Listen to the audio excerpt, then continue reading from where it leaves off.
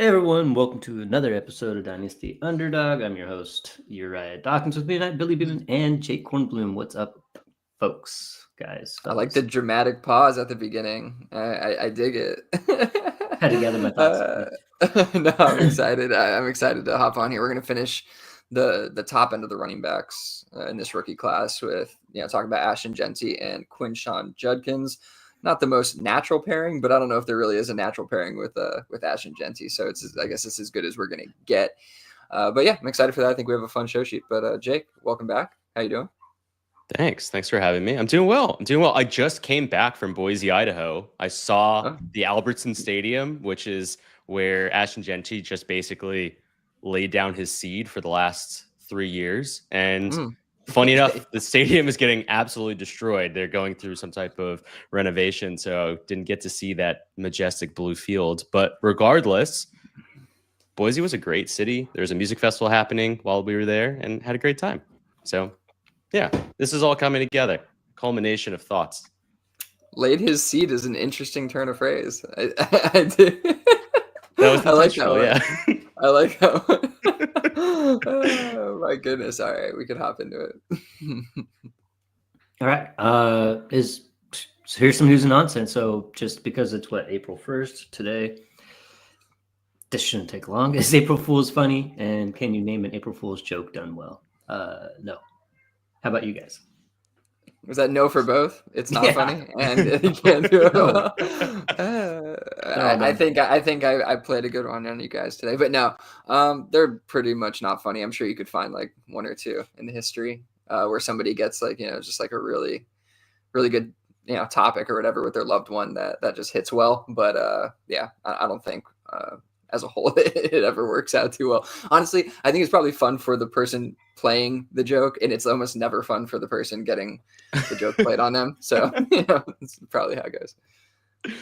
I completely agree with that. I put this here because I feel like so many different social media accounts interact with April Fools in, like to an extent where it's just like ad nauseum, and I just don't really get it. It just isn't really ever received well. I don't feel like people are cackling at their phones reading all of the content. And so I just sit here and say, can it please be April 2nd already? Because it's borderline annoying. So anyway, with that, I think we're all on the same page. Let's keep it going. Love it. Dad jokes clear by a mile. 100%. All right. Discord discussion, championship tokens, cash in or cash out? So this was an interesting discussion. Yeah, this was an interesting discussion we had in the Discord where it really stemmed from a trade for Deebo Samuel, or trading away Deebo Samuel, depending how you look at it, but Deebo for a 27 second, 27 third, and a 305 this year. And it really just spawned the conversation, I think, in my mind of like whether it's worth moving on from. So let me take a step back, actually, get there. But Deebo Samuel is like the profile is kind of injury prone, older player, right? Like that's not super unique. Like we run into that pretty often, especially at the wide receiver position.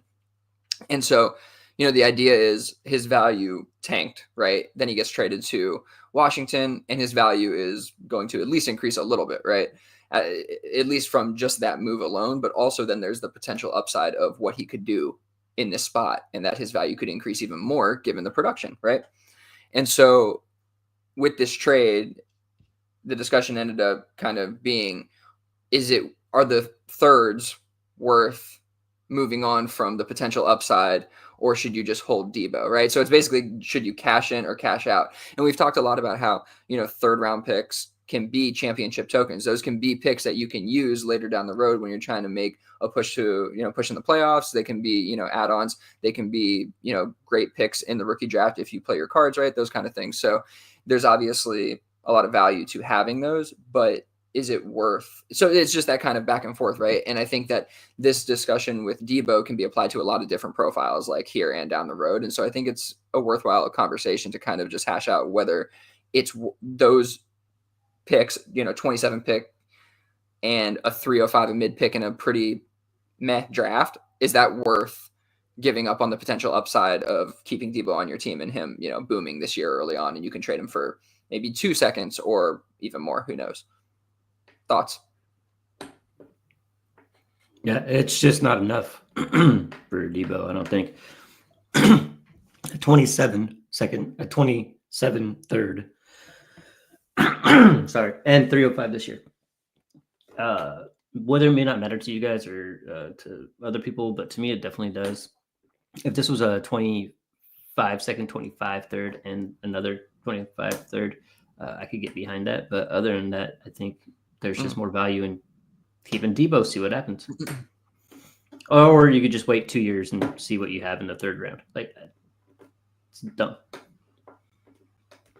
Yeah, I voted picks on this actually, and I know I have historically been caught on the recording saying really insulting things about Debo, and I'm very conscientious that I have a lot of bias here. But I also do think that this is like roster builds dependent, and I can see a world where you want to cash in at this given time if the build is right. I do agree with Uriah though. It makes more sense to me to like wanting to get into 2025 picks just because you know that the realistic nature of what those picks will do over the next month is probably only going to grow. You do have a lot of wait time before 27. But with that said, it is one of those things, and this is actually a talking point that I wanted to talk about actually after this upcoming draft, was kind of this like nuanced conversation about the 2027 draft class and how this has happened more than enough times in the past where there's a ton of excitement almost to like an extreme amount where folks are at a place trading into the future not knowing exactly what they're going to get. They know maybe 2 or 3 profiles and they're almost assessing or asserting that value across the entire first round, let alone, you know, the rest of the draft. So with that being said, I completely understand the notion of like not wanting to get out of Debo for this value because this perceived value is relatively low. And I know that this is technically a loss, but I can see where a certain roster build says to themselves, like, I don't know if there is a world where I necessarily get the ideal value that I want. And also, if I hold on any longer, to your point before, Billy, like there is the potential off chance that he does end up getting injured. And I'm now stuck with this asset that doesn't really do much. So it's more about the flexibility of the assets, I think, that is more enticing for a rebuilder here than it is anything else. And I'm not necessarily in or out on Debo for this value. It's more so like, how does this trade kind of fit my build? I can see this working really well for a contender. Like this is a great way to get into a Debo in 2025 and get off of Debo for probably around the same value at the end of the year. So yeah. I think that's all fair. And I kind of lean on, but I mean, obviously it's roster dependent. And if like you're in a serious rebuild, it can totally make sense. I kind of said that in the chat. I think it's a very close trade. I do feel like I would like to hold Debo a little bit longer for a better return because it is pretty early. Like the chances of him getting injured between now and your rookie draft are slim. And so you have kind of a bit of a runway to still get off of this. And I would still be pushing for, you know, the 2 times seconds kind of value. Cause I just think that's where it should be based on, you know, his situation now and all that stuff. So, yeah, I think it's an interesting conversation. I do think that those picks can be very valuable, but I do think that in general, we want to try to extract as much value as possible. And I'll probably be talking about that in an upcoming segment, so we can move on there.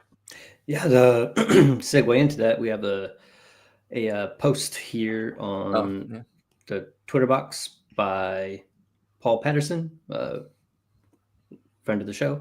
He says, "Don't let anyone gaslight you into the phrase "quote unquote" rookie fever. If anyone has an illness, it's the people that want to trade their precious picks away for "quote unquote" safe players with no upside." Now, I know, Billy, you got thoughts. I'm gonna say, you know, he's not right. He's not wrong. Like, I mean, it's just an opinion, and it's specific. Very judicious of you.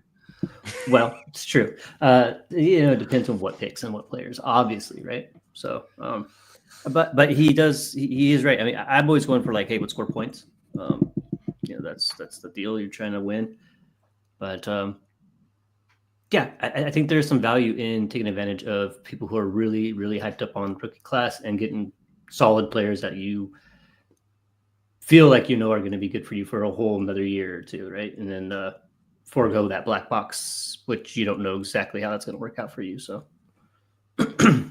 yeah, it's interesting. I still feel like he's kind of being sarcastic here, but I could be wrong. He could be being serious about this take. And I guess one thing I would say is like I don't want to be just selling my rookie picks away early. Like I would like to wait until as close to the draft as possible, because I do think that's how you're going to extract the most value out of them. They're going to build up a ton of value, kind of what he's talking about, right? There is rookie fever now, and it's going to continue to build until the draft. So if you're trying to get out of your rookie picks, that's when to do it, so that you can get into a safer profile. To his point, you don't want to go trade away for safe players without upside, but I don't know why safe players can't also have upside. Like, I don't know why there can't be a play. When I think of safe, it's a player who is not a question mark. It's a player who's actually a guaranteed proven asset. Those can also still have upside, right? Like maybe a Devonta Smith, for instance, right? Very quality player. Like he's not a number one on his team, but he has a lot of upside, I think, week to week and long-term, situations change. He could fall into an even better situation for himself. Like I wouldn't mind trading a specific rookie pick for, for that profile. And I think that that's a safer profile than a lot of rookie picks that you could be selecting a player at. And so I don't know. That's kind of how I think about that. I don't think that rookie picks are always that safe, which is why I think that this is kind of there's some irony in this take or this post. You think it's an April Fool's post? I don't think quite April Fool's, but yeah, I don't know. I'm not sure where I land on the what kind of post this is, if it's being satirical or not. But Jake, what are your thoughts? Yeah, I didn't question its sincerity, I guess, when I was reading it, which is maybe my own fault. I just envisioned that, the things that Paul was posting are how he felt, which very well might not be true. Maybe there is often that's the truth. So to your point, yeah. What I will say is that I found it even more ironic because Paul creates content around using picks to acquire assets that he likes and then vice versa. So like, it just feels very disingenuous to say these things when he's creating content to help people use picks to acquire safer assets, and then also produces content for people to sell assets into picks that he believes are safer. Like, these types of comments are just so blanketed, and they cover so much nuance without actually tackling the nuance. And so like, I just don't really find it to be particularly helpful, which is why I wanted to add it to this conversation, because I do think that like we are tackling the Debo conversation as, being for 27 second, 27 third, and the 305 as like a legitimate offer to start talking through of like how a safe asset can be turned into something, or vice versa. I don't really know how safe Debo is, so maybe that isn't the best example, but I do like the Devonta Smith example. I even think of someone like Jalen Waddle, who we know historically scores at a specific rate that you could get into at a relatively moderate price right now. And it's just like, yeah, I don't see why I wouldn't want to get into Jalen Waddle or Devonta Smith at like the turn of the first into the second versus taking that risk. And like, for me personally, it really is, once again, as a cop-out, it is roster dependent, but there are certain profiles that I'll happily get into even in a rebuild, knowing that that individual asset realistically, in my opinion, has a better chance of hitting a higher ceiling. And those are the types of risks that we have to take while we're playing this game. It isn't safer. Like, nothing about this game that we're playing is safe, right? Like, we have literally zero control of a lot of the actual output that the players end up participating in. So I found that to be slightly interesting, just with regards to like the total picture of how it's being presented.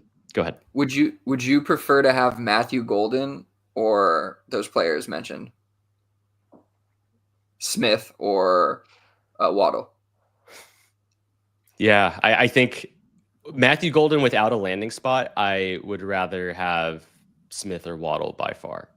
Yeah, Matthew I mean, Golden I think with the landing spot, potentially, but like that's yeah. when I'll be realistically like making that decision, right? So Of course. I think like, but that lends itself to this conversation, at least without like the nuance. Like if you're just like blanket, right? It's an interesting conversation because I think it's the players for sure over the pick, because it's like the upside is like we're holding on to it's the rookie fever upside of Matthew Golden ran the crazy 40, and he does look pretty good on film, but it's also like he has a terrible analytical profile. You know what I mean? So it's like, would you rather that or these guys who were like a Heisman Trophy winner and just like an absolute stud coming out and also studs in the NFL? It's like, why would we even play that game necessarily at some level? So that's kind of how that's kind of where my brain goes with that. Granted, I do want to get into rookie picks. Don't get me wrong. Like I want to trade stuff for rookie picks. I just don't want to trade like stuff like that for rookie picks necessarily when I could maybe trade my other more,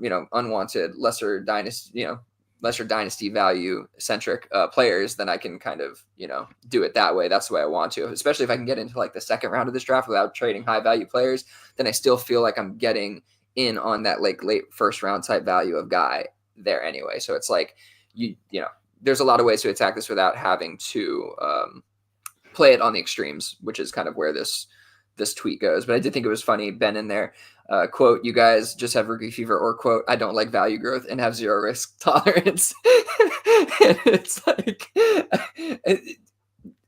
we can be doing both things at once. It was kind of my point at the beginning anyway, right? Like you can go trade into players who have some risk, have a lot of upside, but also are established NFL players. It doesn't always have to be rookies. So yeah. All right. Good stuff. Next one is a tweet from Ian Harditz. Mm-hmm. It was a notable 2025 running back career touches plus fumbles per PFF. And one of you guys asked, does it matter? So just for an example, you have Ashton Jeanty with obviously, the second most touches in this class, but might as well do the most. 830 touches, 12 fumbles. Mm-hmm. Another one would be like Javon Henderson with only 666 touches. He probably should have had one more, and only one fumble. Then you have, let's see, Raheem Sanders, 658, 12 fumbles. Devin Neal, 838. He had more than Ashton Jeanty with only 5 fumbles. Doesn't matter. I don't know. I've never really looked at it. All I know is that fumbles year to year in the NFL is a completely unsticky stat. It matters not at all in the NFL.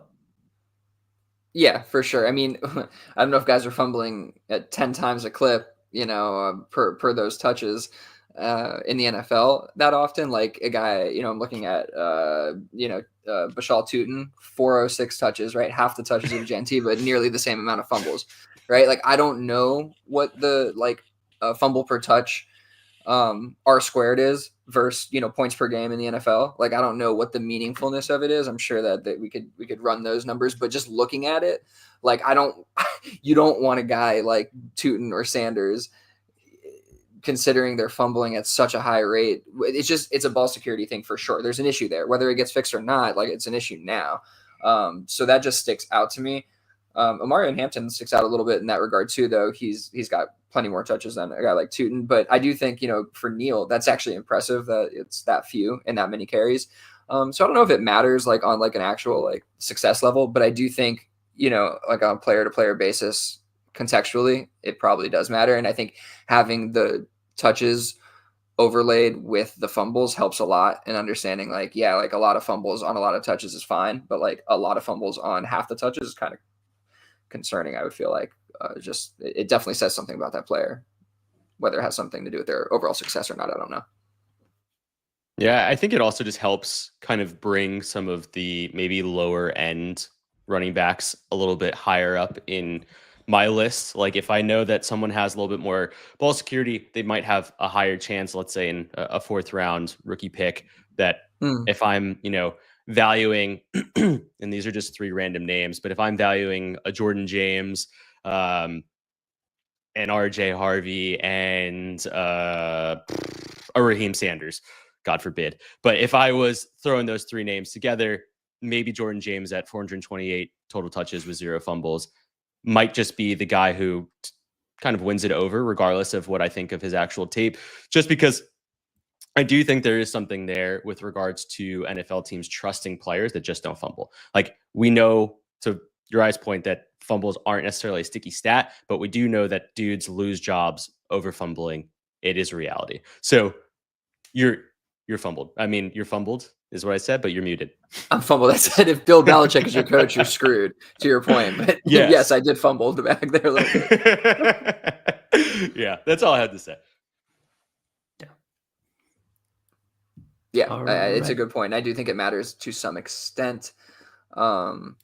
Just one guy that came to mind was Ezekiel Elliott. I think he finished, I don't know, like his 2020 season, and there was like, oh, he's got a fumbling problem, whatever. But like, since coming in the league, it was 5, 1, 6, 3, 6, 1, 0, 2. Like, I don't know. It's just not. It's not very consistent, and I think it's something that could be taught. So, yeah, it is fun to look at. I do wonder if it matters more when you're talking about lower end prospects who have more to overcome, like a Tootin, who is a little bit lower end prospect. Granted, he has the hype coming in and stuff, but it's like when NFL teams also see that he has a fumble problem, like, is that going to, I think that might matter in those, like, again, specific scenarios with context included. I do kind of like seeing it. I definitely like seeing it for running backs. I think it's important to look at that. Okay, real quick before we move on. Smurf here. Shane, thank you for joining. YouTube chat here. Smurf here. Sup, guys? How much more do you value a QB in 14-team versus 12-team league? If you think Bryce Young is worth 107 in a 12-team, how much is he in a 14-team? Yeah, at first, like, my mind was like, no, it's the same stuff. But then it's like, obviously, you have a more limited pool of quarterbacks in a 14-team. So it's like, yeah, he'd definitely be worth more. But it's like the players that you're getting at, 110 whatever to 107, 101 to 107, like, they're not changing necessarily. So it's like, how much more are they actually worth? I don't know. You'd want to probably get up in like the 105 range, I think. Thoughts? Yeah, that's what I was thinking. If you're valuing them at 107 in the 12-team league, then probably you want to get up to 105 in the 14-team league. And I think that seems fair. Yeah. I don't think the players change, but I think that their valuations do. So yes. Maybe it's the same 7 players, but someone like Cam Ward probably has a higher probability of moving up into the 102 or 101, depending on the league format. And someone like Shadur Sanders actually probably cracks, maybe even into the 105 or 106 range, where in 12-team, he's probably hovering in the 109, 110 range. Like, yeah, I think in this draft, rethinking it, he'd probably be closer to the 101, if we're being honest. Bryce Young, like, he'd probably be closer to like the 101 in this kind of draft. Yeah, exactly. So, yeah, I would say that the jump would be significant. Honestly, I think the 107 goes up to, in my mind, probably the 102 or 103. 102. It has to be. You have to be able to get Cam Ward at least. Now that I'm thinking about it, these guys are unproven assets completely. So no, I mean, I don't think it's even a bad example, to be honest, because I do think Bryce Young is kind of on the lower end of this, and it's a good proxy for like talking about this conversation. Because yeah, of course, like Patrick Mahomes is going to be the 101 in this draft. Like any, or even Kyler Murray would be the 101 in this. You know what I mean? You'd take him over the 101 probably, but Bryce obviously having the more fragile profile. Even him, I think you would need probably the 102, and you might want plus sometimes. Like, I know Cam Ward is like exciting and stuff, but it's like these guys are completely unproven assets. We know Bryce Young had an uptick in his play. We know that he's coming back for, this year, and he's going to be the starter. And it's like, there's a lot more, I think, confidence there than in these other guys, like especially a Shador. You need to get over that hump, right? You need to get past that. So it's a great point by Jake. I think it changes significantly. All right. Before we get into our prospect profiles, I think we have a couple topics here where we get to talk about ourselves a little bit, or any other analysts that listen to the show, I guess. So topic is, how do we identify when people think of you as an analyst? How do they define you? And how do you hope they define you? Billy, you first. Oh God, just throw me out there. Wow. We have more experience.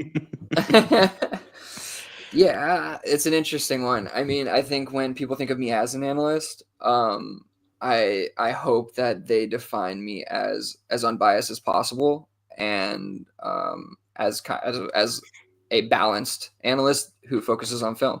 Like I don't think it's really that complicated. I always kind of just have tried to be myself as much as possible and try to be really truthful to our process, or the process that I've set up. And we've set up together, but I'm saying I set up in terms of the film evaluation. And so, yeah, I just try to stay true to it. And I kind of hope that is how it's viewed. I just hope it's viewed as balanced, unbiased content that we try to just do our best and spend a lot of time and effort doing. How about you, Jake? Yeah, I think I'm definitely a little bit different. I don't know if I'm as well balanced as Billy, and I would think that folks think of me as more of a strategist, someone who is defining strategy and or process around the actual game itself, rather than a lot of the data that's backing, the individual players, which players or profiles to get into. But I do have some film nuance to my profile, which is relatively helpful. But I don't know. I probably need to find out whether or not the things that are the players that I think will hit, if they do hit, I should probably do a better job of that the retrospective view of my work. I do a really great job at telling everyone what players suck ass, but if they actually end up not sucking ass, who knows? But yeah, what about you, Uri? Oh, I don't know. I don't really consider myself an analyst, although it's technically what we do here, right? It's not like I have some huge following where people are looking for me for fantasy football advice. I get DMs and stuff like that all the time on humble. So social. humble. It's just true. My priorities have changed since we started this thing quite a bit. A whole lot's changed. I mean, it was 2019, I think. We started doing this thing. So a lot's changed. My ambitions have changed. But on here, I think I like to just be kind of concise, straight to the point. I try not to teeter-totter too much on anything. Although I did give Paul Patterson a pass. I said he wasn't wrong, said he wasn't right. But I think in the way you explained it, with a lot more words, I think you said the same thing. So I mean, we got at the same conclusion. So that's funny as fuck. But I don't change. Like I haven't changed one bit. Like who I am when I'm here on the microphone, and I hope people will understand that and see that it's sincere. And how do I hope that they find me? The same way. Just I hope that they're like, hey, that guy, he doesn't really shoot around the bush too much and acknowledges when he's wrong, right? And then yes, try to really use historical comps to kind of back up what I feel, and I feel like that's probably my strong suit. It's just always look at what's happened in the past. So yeah, and I do think that all of us embody accountability pretty well. I think it's really important to myself for sure, and I feel like the podcast kind of reflects that. We really try to like hold each other accountable and talk about the things we get right and wrong, and we'll definitely do a better job of looking back on Jake's misses so we can do that going forward. I'll start keeping this out. Is there any way that you think that we collectively should redefine ourselves here as a pod, or you individually? Because I don't. Oh shit. I don't think like personally, and for the pod necessarily. I actually do think that the pod redefined itself a little bit over the last probably year or two. Just kind of obviously with Jake joining, and just I think in general we've kind of thought like the topics have been outside the box, and we've it's been a concerted effort. Not for any other reason than our own interest and kind of, journey, but just kind of thinking outside the box, digging deeper, going under the hood, like we talk about all the time, thinking about those psychological aspects and everything. But personally, like I don't really, especially as an analyst or in the Dynasty space, like I feel like I don't necessarily want to redefine myself for any reason. I feel like I'm doing exactly kind of what I want to be doing, and I'm excited about it. It's fun. Jake, you? Yeah, no, I honestly, it sounds so stupid because it's gonna have a lot of bias, but one of my favorite things to do is honestly listen back to the episodes that I'm not present on, and I honestly think like the show does such a great job, no matter of like who is on it. Like we represent the name really, really well towards like the authenticity that we're trying to go for, and also tackle so many different angles of the game itself. Like I think when you think of a lot of other spaces, you know, they have very specific or driven articles of discussion. And one of the things that we tend to do, I think, a little bit more is just kind of cover a really, really broad stroke. And we try our best to think in a lot of different paths. And that makes it really hard to redefine ourselves, because I think redefining ourselves would mean that we would have to kind of pick a lane. And I don't know if that's ever necessarily something any of us want to do. I know Uriah would love for us to cut probably 30 to 45 minutes of episodes with myself on it, but outside of that, that's it. What about you, Uriah? Oh man, that's great. Yeah, nothing. It's just I kind of like where things are. Pretty happy with it. Okay, Uriah's a content guy. He just likes he likes where he's at, man. I love that about him. I love that. I just think back. I like where we're at too. Where it started, so I'm pretty happy with where it's at now. Oh yeah, that's definitely true, and I think we've come a long way. It's been pretty cool. Gordo in here on the YouTube side of things, always push forward, never reflect, put the blinders on, just keep going. It'll all be okay. It'll all be good. We don't have to look back, you know. It's always good to look back. I know he's just kidding, but good stuff. We can push forward, as you said. We're gonna push forward. Talk about ourselves again a little bit more here, but where's your head at? So I don't know who wrote this. So feeding off of Grinding the Edge from Koopa, something I've never listened to, so I can't speak on that. But where's your head at? It's the off season of prime time to continue to better ourselves. And this kind of applies to, I guess, every Dynasty player, not just ourselves. But it's the off season. And this is also, yeah, no, I was just going to say this was also feeding off of our conversation that we had at the very tail end of the Dynasty season, where we were talking a little bit about kind of thing. Yeah, it was the same exact topic name, and we were talking about like how we wanted to start thinking of ways for us to improve upon the next upcoming season. And I really just wanted to start thinking, or even like challenging ourselves, if we haven't started doing it already, of like maybe trying to put together some type of plan for what we're planning on doing this upcoming season, or how we can kind of go through that process. And if you guys want, I'm more than happy to kind of cover what I've already put here, which for me, like one of my biggest process issues is doing so much film work and then not having my own confidence in applying the film work to the actual like drafting that I'm doing, because I'm so cognizant of value and giving up value. So like I would much rather trade back from, like in 2024 draft, from like, let's say the 102 or 103 into maybe the 104 or 105 and try and get Malik Neighbors over Marvin Harrison Jr. instead of just taking Malik Neighbors at the 102. Right. Gotcha. Or last year in a similar vein, I had Jane Daniels over Caleb. And so instead, I most often than not, even though I still didn't really feel that strongly about either of them, I would end up trading back into a position where I would just take Malik Neighbors because he was the safer option for me. It was like, I knew where my head was at, but like I didn't feel this need to like go out and take the risk. And it almost plays a little bit in part to the tweet that we were talking about from Paul. It's like, there is technically safer options available that I think there's other ways to get into. But at the same time, one of my biggest challenges has always been just like committing to those values. So even someone like Brian Thomas Jr., last year, I had him as my wide receiver 2. And yet I still found ways to get out of him, like within like mid draft, right? Like I would have him somewhere in like the 107, 108 range and trade out of those picks thinking that he could potentially fall deeper, and he didn't. And I want to get myself out of that perspective, because I think that it's only going to fuck me in the future when I'm now trading into Brian Thomas Jr. after his, fantastic rookie year, and I'm not really gaining any value. I'm potentially buying him at his peak. So with that all being said, that's kind of where my head's at. What about you guys? Yeah, I mean that's a good one.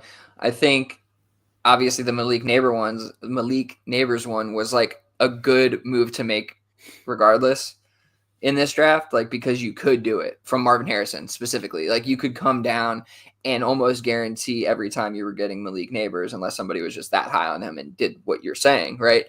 But like I think it's easier outside of those like the top like 5 kind of guys or whatever who are just like so elite where it's like it's harder to navigate and also move back most of the time and guarantee you're going to get the guy you want.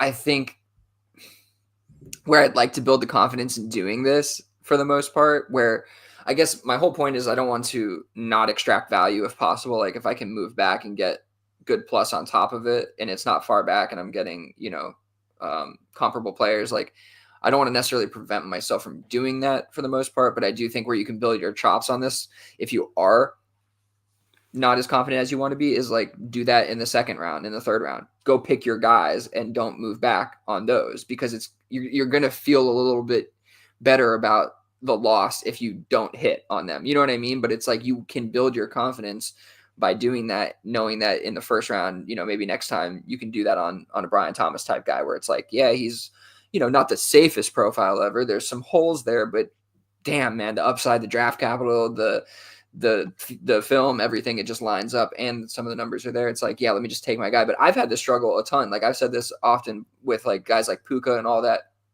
Talked many times about this with Tank Dell, all that. Like I have a very big problem trusting my process and just going for it. You know what I mean? And that is actually one of the things I wrote down on this topic. So I think we're kind of on the same track there, Jake, where it's like, I need to trust myself in my process and my team building ability without completely implementing foreign strategies and without thinking about league context. So that's a big part of it too, is I know that now I brought this up probably in the same conversation on the other pod, but it's something that I keep thinking about to make sure I don't do it as much. But it's like, I want to take strategies from others, but I think I need to do a really good job of kind of breaking down in my head, like the entire path that I'm going to have to go down if I implement this strategy. And also say, does this league, the way that the rosters are set up, are they so flexible that it doesn't matter what this person's strategy is in this league because it's so dependent on, having, 3 wide receivers that you have to start or whatever it may be, because that changes the game and changes what you have in your roster. And so those kind of things like go hand in hand, I think. But in general, I think it comes back to kind of trusting yourself, knowing what you're really good at, knowing your process, that it works, and kind of just taking that step forward and doing, what you think is best. And that comes right back to evaluating the rookies in the rookie draft. So I do think we need to trust ourselves. I've been where you were at, Jake, especially early on in the process where you're like really building out kind of like how you evaluate these guys. It's hard to believe in yourself when you're hearing all the chatter about, this guy's going to be a bust who you like, or vice versa, or whatever it is. And you're like, am I just off? But that's honestly when I feel like you got to dig in even more and just try to kind of follow your process and make sure you're not missing things with how you're viewing it. And it'll just make you better for the future. Sorry for being long-winded. It's all good. Your eyes like always. So I have like 1 or 2 more I can mention, but you're right. What do you got? You got anything here? Nothing major, man. Just kind of, I think, probably echoed what I was talking about last time. I have contending teams, I have rebuilding teams, and currently not all of them look that way. It's like, you can clearly tell by the starters, like whether you're continuing or not, right? But like saying like my rebuilding teams, like right now, there are some where I don't think I have a single first, but I have roster cloggers or players that aren't going to help me go into this year. And I've been sitting on my hands with it. Even since we talked about it last time, I haven't made any moves where maybe one of my rebuilding teams, I have like 7 picks. I have like 6 seconds. That looks like a real rebuilding team. Like you're going to go out there either to acquire some vets or you're going to make your rookie picks. But I do have a handful where it just looks like, okay, yeah, you got the 101, you got the 102, or you would have had the 101, or would have had the 102, but you don't have it, but you still came in last or second to last, and you don't really have any future picks. But I have players on my roster right now where I could go get those. And I feel like I've been sitting on my hands with my rosters a little bit too long, a little bit too much in action, and I think I need to change that. So that's all I got. Yeah, that's good. I think recognizing it, you gotta put some action into place. Probably need to go send out some offers to just get it rolling. I think that's a good recognition. The only other one for me, and I think honestly, the fact it's funny because I think we're mentioning a lot of the things we talked before, but that means that we need to work on them still. And one of them that I have been working on, but I still have noticed even in a recent trade or two, I've kind of fallen back to what I don't want to be doing. And I just want to improve my ability to extract value. That's kind of what it comes down to.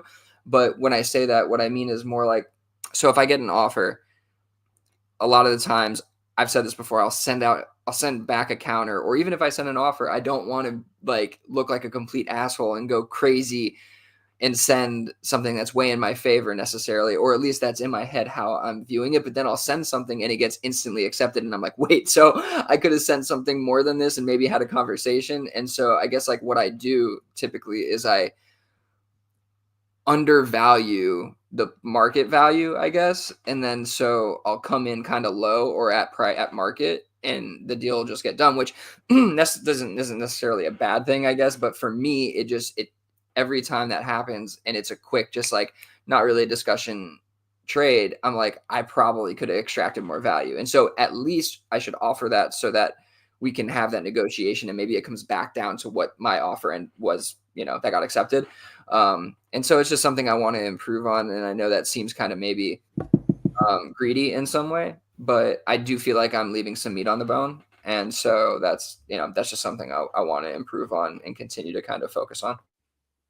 Yeah, as a small counterpoint to that, I will say that maybe it would be a good exercise for you to see how many of your offers get auto accepted like that. And the reason I say that is because there is perceived value and literal perceived value in yourself as a trade partner of someone who sends fair trades. And I can openly tell you with the experiment that I was doing that we talked about, I don't know, maybe a little over a month and a half ago.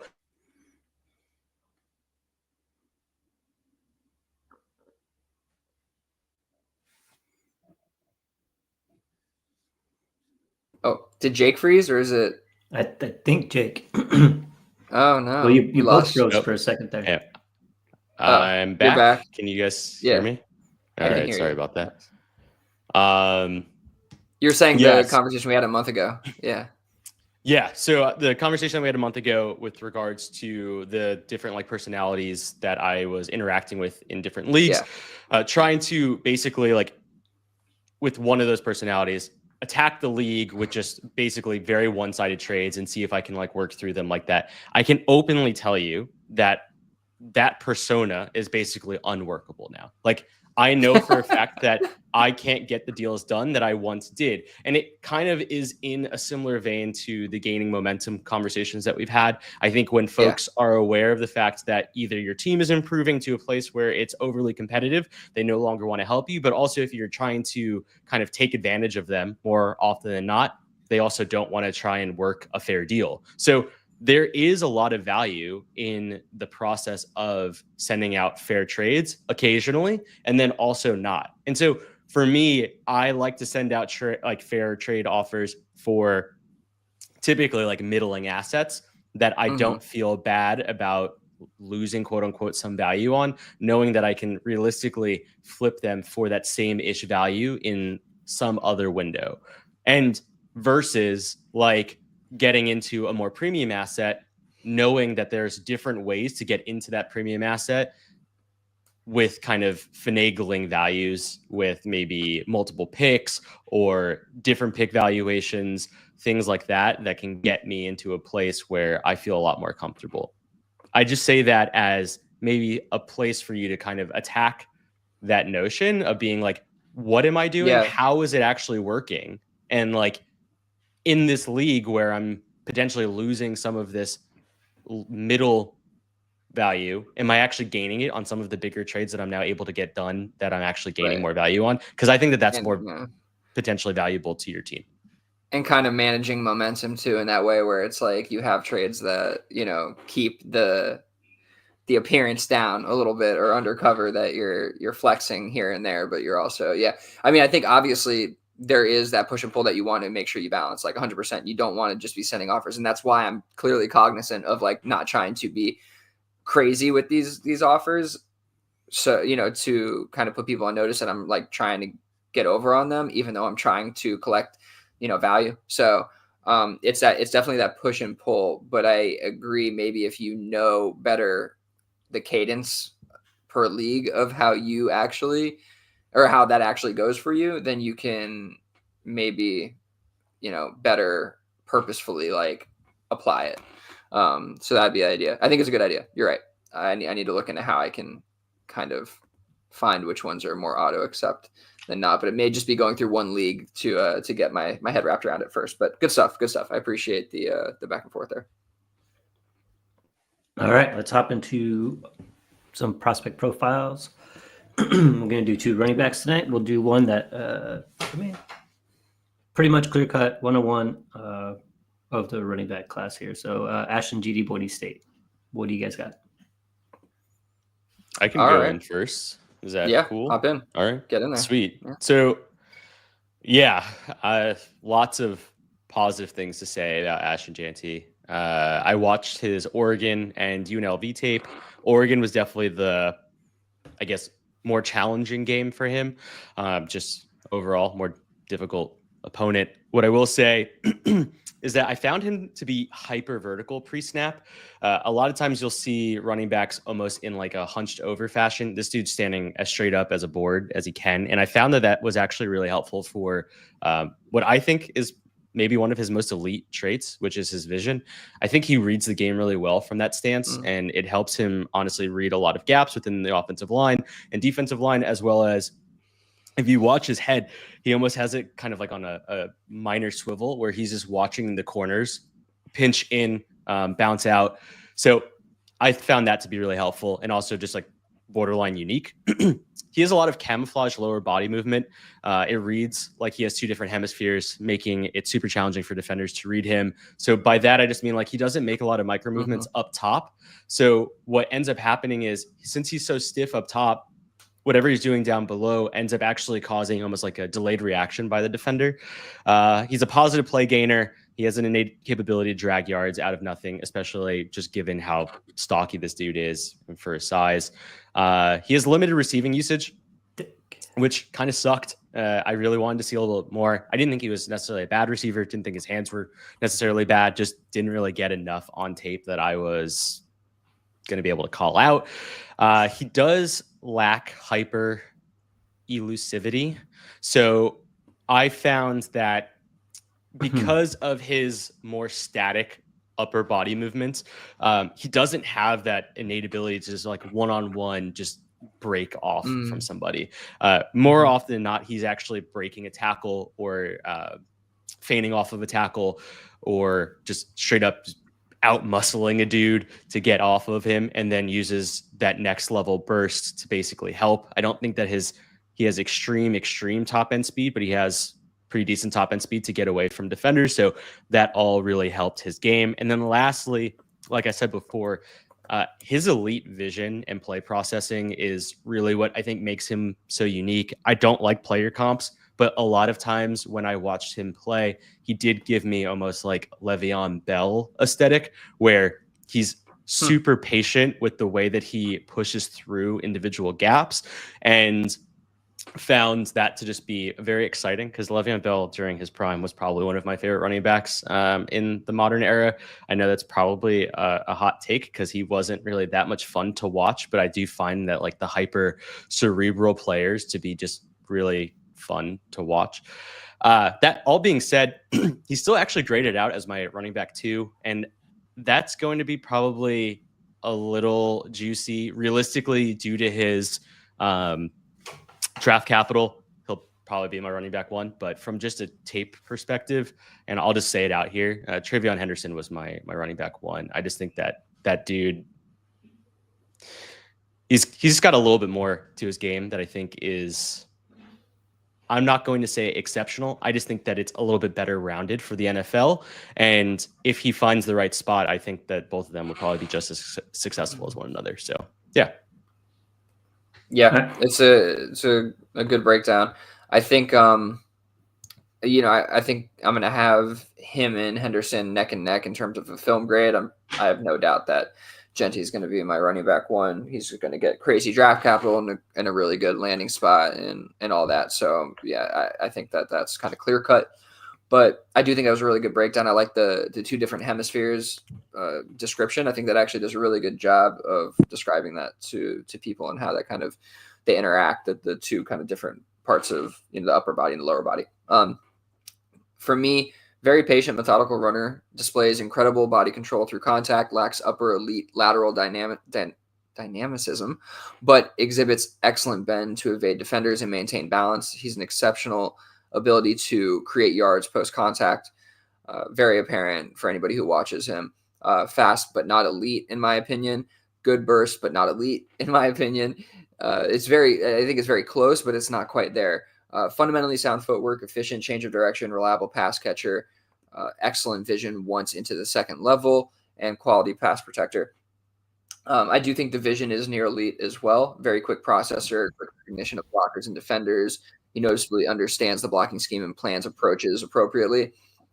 Calculated evasiveness. You want to see that, where he can see out of his peripheral and kind of make a move, anticipating the defender.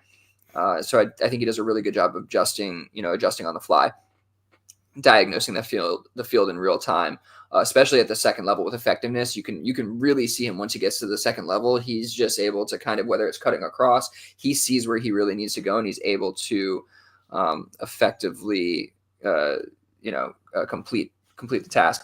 I like the athleticism is really good, but I do think that he's not quite elite in the lateral agility regard. I agree with Jake there. I think it's more power and balance driven and it's matched with patience, good vision at the first and second level and good fundamentals than it is like true dynamic lateral agility. But I do think he does a really good job of taking angles on defenders. He has enough speed to do it. And he has that curvilinear movement where he's able to kind of just bend a little bit different than his counterparts and the defenders. So he's able to kind of gain those edges on them.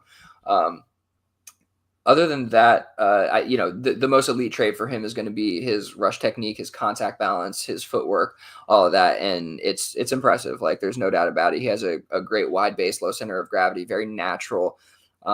And yeah, I mean, he's a great running back. I don't anticipate really any problems, especially with kind of the workload he's going to be given early on. So, just got to hope he lands in kind of the best situation possible for what he can do, which is run the ball all the time. He can be a 3-down back. Yeah, everything we want in one of these workhorses. So I don't have too many bad things to say. I just don't know if it reaches that like upper echelon. Like I personally have said this before. I don't see him having the elite traits matching with a guy like Saquon Barkley, for instance, right? Like I just don't see that that like incredible, if we're talking about 1 through 5 scale, like 5, lateral agility, evasiveness, speed, those kind of burst, like he does exhibit upper echelon type stuff, but it's just not quite there for me. And that's not a bad thing. I'm just trying to parse it out between, near perfect or perfect and near perfect, when it comes to these kind of things. I think it matters. He's up in, for me, what is he? 73.5 grade. And again, this grading scale is a little different, improving it from last year. So I don't know exactly what that would have been for like a Bijan kind, but I think it would have been pretty close. I think they would have been kind of in the same range in the mid 70s. For a guy like Saquon, I would imagine he's going to be more in the 80s, 90s, like something like that area of kind of the grading scale here. So that just kind of like parsing it out there for me. That's kind of how I see him as a player, but definitely best in the class or near best in the class with Henderson. I think they offer some really impressive skill sets as running backs. All right. Yeah. So I was going to say, what does he look like from the numbers perspective? All green, baby. Yards after contact per attempt, 5.25 was one of the top in the class. PFF's elusive rating is 215. That's incredible. Insanely better than any of the others in this class. His missed tackles forced percentage, 40.27. Insane. So whether it's because he's elusive because of his vision or he's able to shake people off, I don't care. He's doing it at an exceptional clip. His yards per team attempt is 2.8, also very good. That's yards per team attempt, not just pass attempt, but yards per team attempt. Yeah. Yards per route run, not great. I guess you said Jake hinted at this, that he wasn't getting the ball as a pass catcher a lot, but yard per route run was 0.53. Breakaway percentage, 52.6, and he's early declare, and he is absolutely jacked, which is not exactly a number I have on a spreadsheet, but he's chiseled.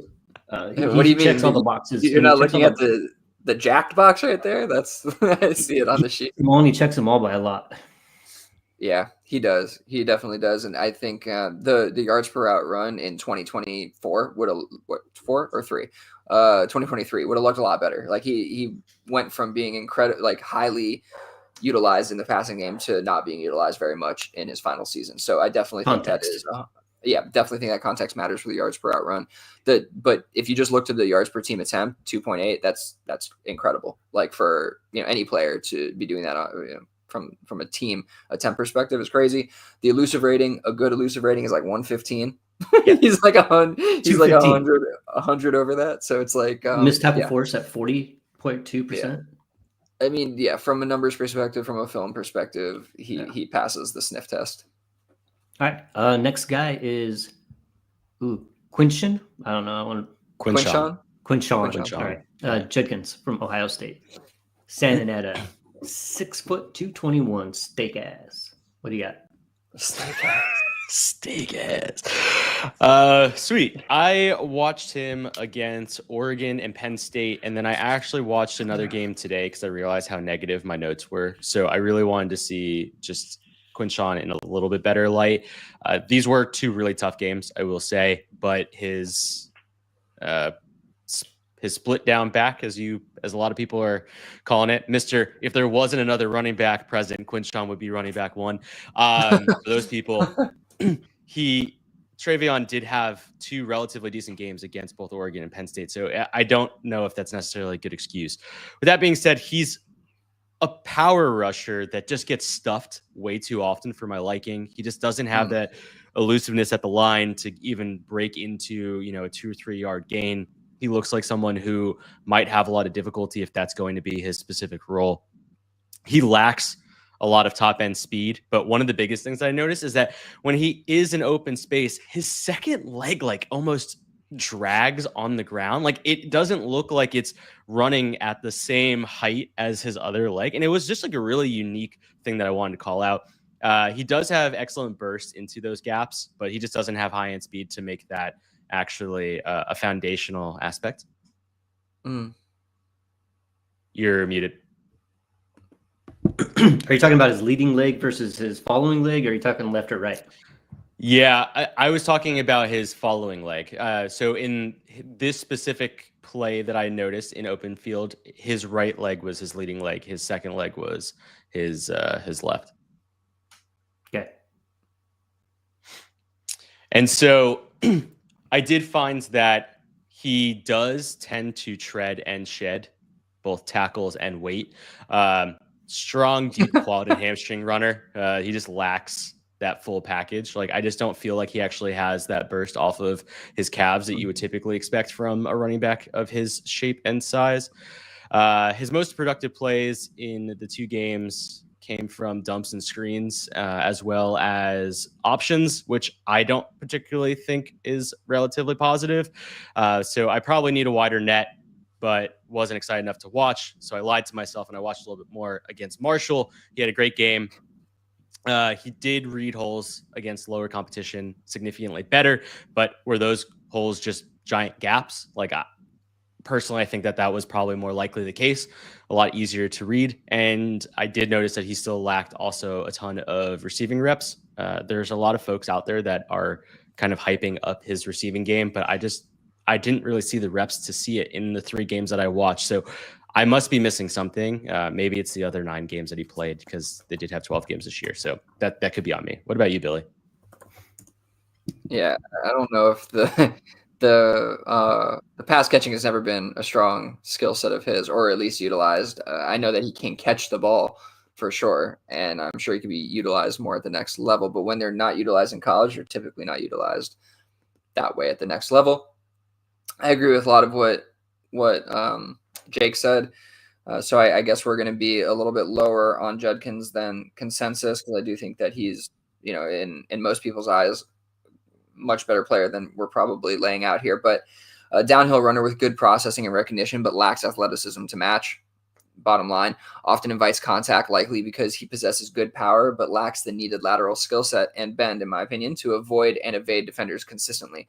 More likely to run through a motherfucking face, as Marshawn Lynch would say. Above average direct contact balance, especially indirect. I do think that, guys just kind of fall off of him as compared to the direct contact balance, where he's definitely still good, but not as good. Smooth pass catcher, but questionable hands. So he does offer good transition speed, grab the ball, just, good turn and run. But I did see some drops. It didn't look great to me, or super natural, as it would with others. Lacks technique and pass pro, in my opinion, but does possess the strength and aggressiveness and the want to, to kind of get it done. So I don't think at the next level it'll be, that big of a deal. I am worried about his speed and agility at the next level, bottom line. He's slightly tight in the hips, and it's noticeable in his gait. And I think it may lead to kind of what Jake's talking about. And I do think it's a factor in kind of how, the lack of speed. It's these like choppy strides.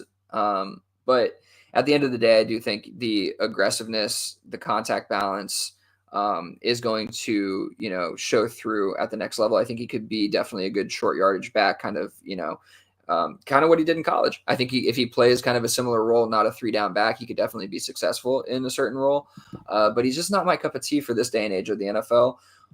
I think you need to be a little bit more versatile to really, have that upside that we're looking for, especially at where he's probably going to go in this draft. He's going to go in the mid-first round of this draft, isn't he? Like mid to late first round, Quinshon? Oh, of the rookie drafts. Of rookie drafts. Yes. Yes. Right? Not of like the NFL draft. Yeah. Correct. No. Please. No way. I was like, well, I'll tell sir. You what. Some people might assert that, honestly, with the love I've seen for him. But no, that's not what I mean. I just think that he's going to be a pretty high-cost asset in Dynasty, and I just don't love the profile personally, especially from a film perspective. But Uriah, I mean, maybe, splash some cold water on us here. Do the numbers show something a little different? I can't really bail him out. Okay. It's yeah. Nothing's terrible. I mean, just if you want to compare the two, it's night and day, right? Between Ashton and Quinshon. So yards after contact per attempt, 3.08. That's fine. His elusive rating per PFF is 71.7. That's not fine.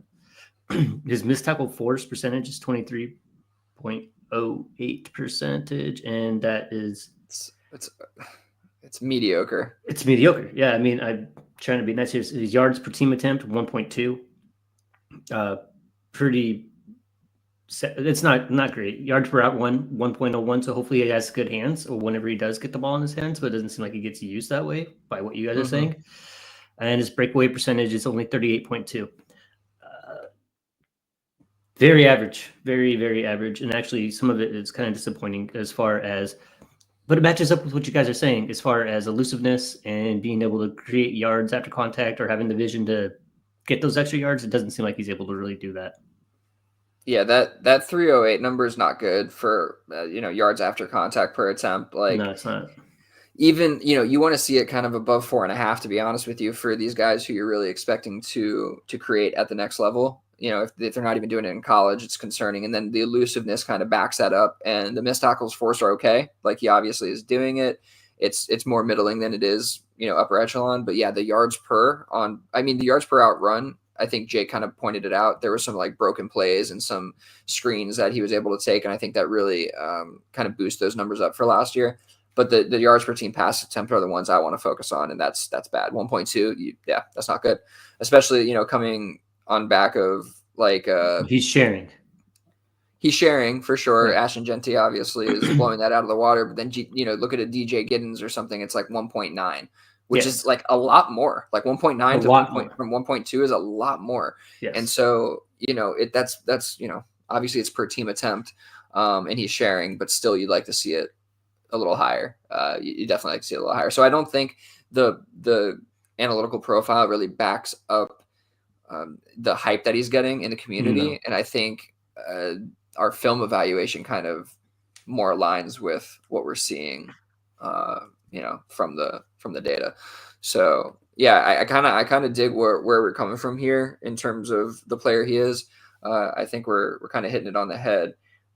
So yeah, I like Jeanty obviously a lot more. For me, just real quick, going to the grade here, 58.5 for Quinshon compared to what I have, a 74.5 or something for Jeanty. So yeah, it's a significant drop. And so yeah, I feel good about that evaluation. So I'm excited to see where he goes in the draft, because I think it's going to be a juxtaposition to what we're talking about here. But that means I think there may be some value to extract in terms of the players that are around him, or trading out of those spots where you are and Quinshon is, those kind of things. So maybe something to think about as we head into the rookie draft.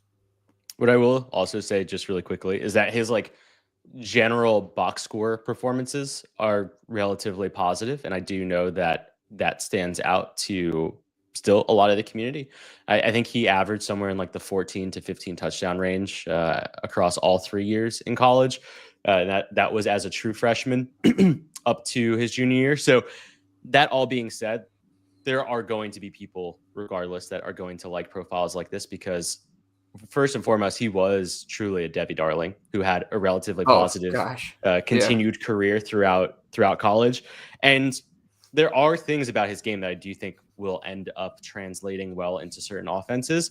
I just don't think that he's going to be the clear RB1 that folks would want out of him. And there's a reason why in the most competitive environment that he found himself in, he couldn't create that role himself. People always bring up the whole 2 running back situation, how his carries weren't the same as Trayvion's. But the reality is because he couldn't do the same things. Coaches are not blind to their player skill sets, and they use their player skill sets to the team's advantage. There might be a little bit more to Quinshon that we're not seeing from his Ohio State tape, and I'm conscientious of that. But I just really want to hit the nail on the head here that there are people who are getting paid lots of money to make these executive decisions, and they made these executive decisions based off of the way that the players played, and it didn't negatively impact TreVeyon Henderson. So just think about it like that. Yeah, it's a good point. And we don't like player comps around here. Sorry, we'll move on right after this. But I do think that for some reason he's getting a different narrative is kind of carrying him. But I think he's a lot more like a Najee Harris type of player, which is not super high. In terms of stylistically, he's that kind of player, and probably with even less pass catching chops. And so you're just getting this really I think more like a plotting kind of running back who definitely can gain the yards, but it's going to be on 20 touches. So he's going to have to fall into a role, 20 carries more so, 15 to 20 carries, not even touches, so it's going to be, I think it's going to be an uphill battle for the kind of production that maybe people are hoping for versus what it's actually going to be. So yeah, we can move on. All right. We will finish off here with some trades and non-trades or pending trades. Looks like we have all Jakes, right? Aren't these all Jakes? These are actually, so this is a new league. This is actually a DU community league that none of us are in, which is amazing. So I wanted to include this because we do have a lot of listeners that are part of the league that are playing. I think shout out. 11 of the 12 folks are from the Discord. So shout out to them. It's called Sgt. Pepper's Lonely Hearts Club Band, basically. Dynasty League. It is 12 teams, super flex, tiered PPR. So half PPR for running back, full PPR for wide receiver, 1.75 PPR for tight end. And then there's also 0.75 point per first down for rushing and 0.5 point per first down for receiving. Otherwise, rest of the scoring is the same for quarterback, etc. There's nothing nuanced there. So with that being said, these are actually 3 trades that happened with one dude. I won't tell you which side he was on, but first trade is the 101, DJ Moore, Russell Wilson, and Will Shipley for JSN, the 107, and Chuba Hubbard. Wait, what?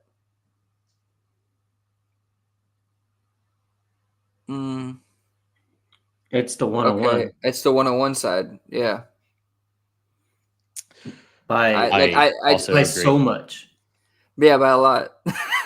That's why I said what. Like, obviously, Russ and Shipley aren't like super, valuable, but like I think that part is kind of like free. You know what I mean? Because you're the 101 and the DJ Moore side, I think covers most of. I may be underselling Hubbard a little bit, but still, it's pretty much. I don't know if I'd go that far, because like if you would say JSN right now is probably equivalent to the 102 straight up. So if you were to say, and I know that sounds crazy, but that is, when you go into Dynasty Daddy, that is really what his market value is. So you're really saying the 101 for the 102, and then the gap is now the 107 and Hubbard for DJ Moore, Russ, and Shipley. The 107 for DJ Moore is probably the 107 side. You could say DJ Moore is probably about the 108 right now, 108, 109. So there's a small gap there. And then Hubbard for Russ and Shipley, that could be a wash. So like, I still lean the 101 side. I'm not defending the other side. Yeah. I think it's just a lot closer than what we're letting. I guess if you break it down this way, which is the better way to do it, is Jeanty for 107 and Hubbard. That's clearing it by quite a bit. And I think that value carries enough to cover DJ Moore over JSN with Russ and Shipley. So I guess like that's how I would make sense of it in terms of being the 101 side. But I guess you're right. It is a little bit closer than maybe what we're giving it credit for. Yeah. Okay. Same dude.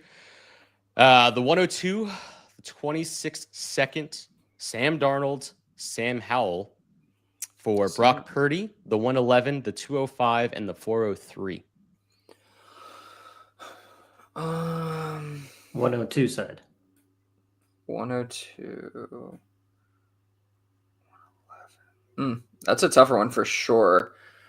But because so again, 102 is like we're talking about Tet, Cam, Hunter, potentially. I'll probably lean the 102 side as well, but it's close. It's definitely close. I think Purdy covers quite a bit of the value on that 102. Yeah, but yeah, I'll still take the 102 side. I think I agree with that. Yeah, I think you can do more with the 102 than get into Purdy here. I think it's an interesting trade all together, but I just don't really understand, and not to give away what this team did, but they drafted both the 101 and the 102 in the startup. Okay. And so to take that and then get into JSN, the 107, and Hubbard, as well as Purdy, the 111, the 205, and the 403 is unique. It's just they're just not the assets that I would want to be using those picks for. I don't necessarily hate it, but the really, really unique thing is that after trading for JSN and the 107 from the 101, he now traded. We've got Jalen Hurts, JSN in the 107 for Brian Thomas Jr., Bo Nix in the 105. Okay, so I'm going to take the Hurts side. Yeah. You're kind of hoping you're going to get really young with the Bo Nix thing, but there's just way too much proven talent value and actual value pick on the Hurts side. I think I would have probably stopped there. I'm struggling here, man. I don't know. Yeah. Like not with the values. I'm just struggling to understand like the process. Why? Yeah. Why? The process. I think I would have stopped at that second trade. I probably would have. I would have stopped at the first one, but I guess like what I'm coming back to here is I know what happened is the person said like kind of did the breakdown we did. And they're like, yeah, like Purdy is probably better than my odds at 102 or whatever. Like those kind of things were going through the mind. But it's like, despite what we know the value is of the asset, like in its true value, you have to play up to the market and understand that you can get better than those assets for the 101 and 102. The first trade is much more palatable, don't get me wrong, but I think you could probably even reach higher than that. And do it by what we talk about all the time, which is breaking this stuff down. Sell the 101 by itself if possible, or like a smaller package of like the 101 and something for whatever and something, or especially the 102. I think that one could have been done much more judiciously for using that the second time on this pod, but I think it could have been done in a much more conservative way. And so I don't love that. And then the last one is just your galaxy braining it, in my opinion. You've just galaxy brained the entire value there of like getting Younger on Hurts, getting BTJ. He's going to be way better than JSN when, you know, on average, they probably end up scoring similar, and you're gaining 2 points or 2 spots on your rookie pick. Like it just, I don't know. I just think we completely galaxy brain that one, overvalued. Can we just talk about one thing? Because you guys have both said it, and not to play a bad ear on this, but Hurts is 26 years old. Bo Nix is 25. Like, and they've played the same amount of football. Like, if anything. That's actually fair. I mean, I think that may be the process that somebody's going through. I don't agree with that at all. Like, it's not. You're not getting much younger. I just don't want that narrative to be a narrative, because I think that's ridiculous. But you're right. That might be it. It's just crazy to think about Bo Nix, because he literally came out of Hurts here. Like, I guess my thing is if you're not. I guess if my thing is, if part of the process there is in your mind, if it's not, I need to get off Hurts early, I don't know why you traded Hurts. Like, be early rather than late. You know what I mean? A year too early, whatever, than late on like the decline. But it's like, if that process wasn't there, then do you actually value Hurts and Nix similarly enough, or you value BTJ that much more than JSN? Like some valuation here is just completely off in my mind. Like, I'm trying to understand where trying to connect the dots, and they're not connecting for me, with especially that last trade and how you're kind of, you're almost moving back in value with each trade, if that makes sense. So now his quarterbacks are Nix and Purdy?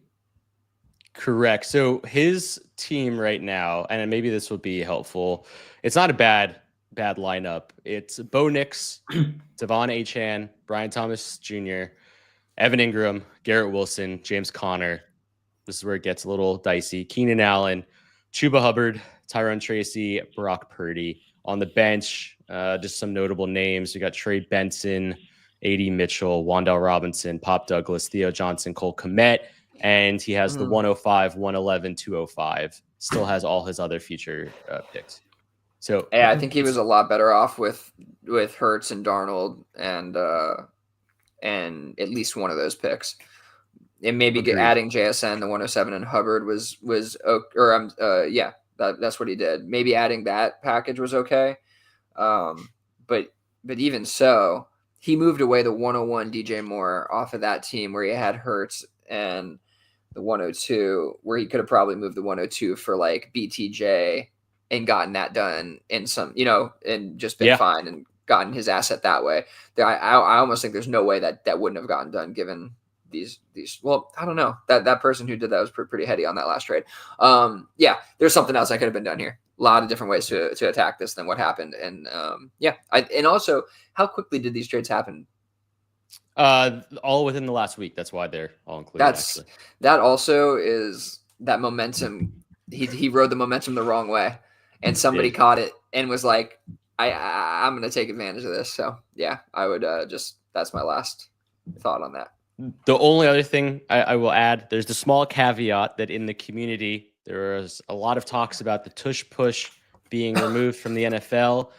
I'm just saying that this could have we're been letting that part affect the dynasty value. I think so. I think there were people who were posting tweets about the point differentiation if you were to remove the tushy pushy touchdowns from Jalen Hurts' total points per game. I think it was something around like 4.5 to 5 points per game. I don't remember the exact statistic. It obviously didn't stick with me, but regardless, it had like a significant effect to his actual points per game on average. So the assertion is just turned into quarterback sneaks. And thank you. The assertion is it's like almost 80%. They're gonna ban the tush push, and then Jalen Hurts is gonna go, well, I can't run the ball anymore. No chance I can run the ball up the middle anymore in short yardage situations. I'm done. I'm passing. Right. Just lastly on those, I think that walking away from your draft with the 101 and 102, and this is where you end up. You haven't completely shot yourself in the foot, but you kind of took 2 steps back, I think.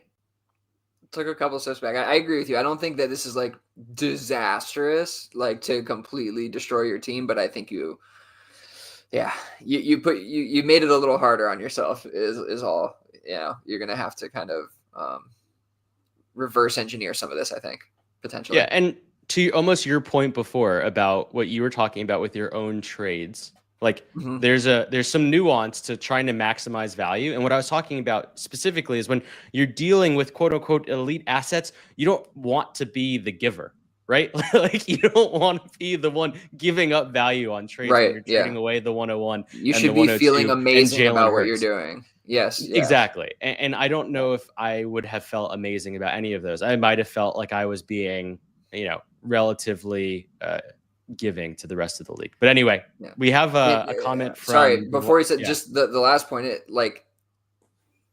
never mind. You said it all. We can move on. I was just going to say to Lapasaurus's point, Mr. Wide Receiver Go-Getter, ride the momentum wave, never let go. Yes. Shout out to Lapasaurus. Thank you for joining YouTube and in the comments.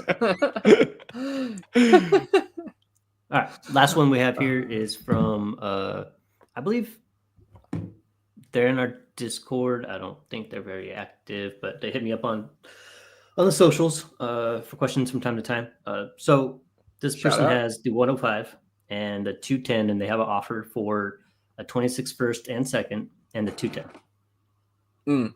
My first response is kind of going back to what you guys just said now. I'm like, you have the 105. I said, I think you could get more. So they're just gaining here? Yeah, there's probably the 210 and 210 is the duplicative thing, but I'm assuming it's like some other 25 second. Wait, hold on a second here. Okay, good. I'm like, what did I do? But either way, I think I know where I land on this, because if they're getting a 26 first in 2 seconds, I'll go on that side. Oh, this is actually 202. Oh, that will be the side I go on, 100%.